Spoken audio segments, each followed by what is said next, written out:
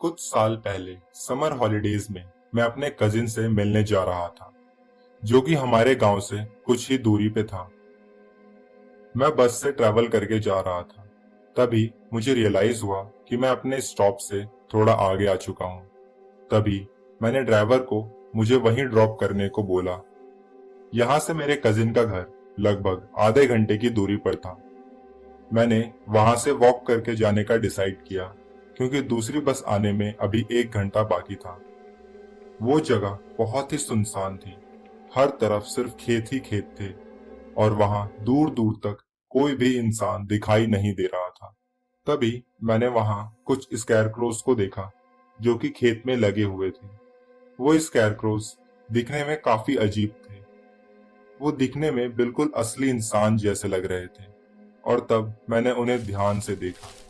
दिखने में तो वो पुतले ही लग रहे थे, लेकिन मुझसे रहा नहीं गया और मैं उनके और पास चला गया। वो पुतला दिखने में बहुत ही ज्यादा असली लग रहा था, जिसकी मैंने कल्पना भी नहीं की थी। उसकी स्किन बिल्कुल इंसानों जैसी थी। ऐसा लग रहा था वहां एक असली इंसान खड़ा है। मेरे रोंगटे खड़े होने लगे। मैं सोचने लगा कि एक ही खेत में इतने सारे पुतले क्यों हैं और सभी सेम पोजीशन में ही क्यों खड़े हैं। उसके बाद मेरे साथ जो हुआ वो काफी ज्यादा भयानक था। मैंने नोटिस किया उस पुतले ने अपनी आईज को मूव किया। मैं चौंक गया और वहीं पे गिर गया। तभी उस पुतले ने अपनी गर्दन मेरी तरफ घुमाई। मैं बहुत डर गया और चीखते हुए वहां से भागा।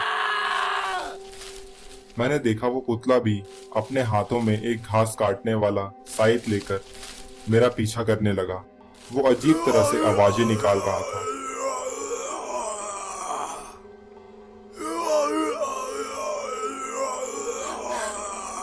मैंने उससे पूछा, तुम्हारी प्रॉब्लम क्या है?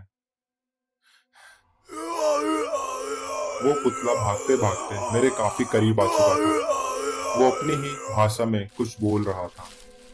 मैंने पीछे देखा तो वो उस साइड से मुझ पर हमला करने लगा। उस पल मुझे ऐसा लग रहा था कि आज मेरा मरना तय है, बट जैसे तैसे मैं वहां से बच निकला। मैंने देखा अब मेरे पीछे कोई नहीं है। मैं वहीं रुका और सांस लेने लगा। मैं सोचने लगा, वो इतनी देर से वहां स्कैरक्रो बनने का नाटक क्यों कर रहा था और वो मुझे मारने की कोशिश क्यों कर रहा था। उसे ऐसा करने में बहुत मजा आ रहा था।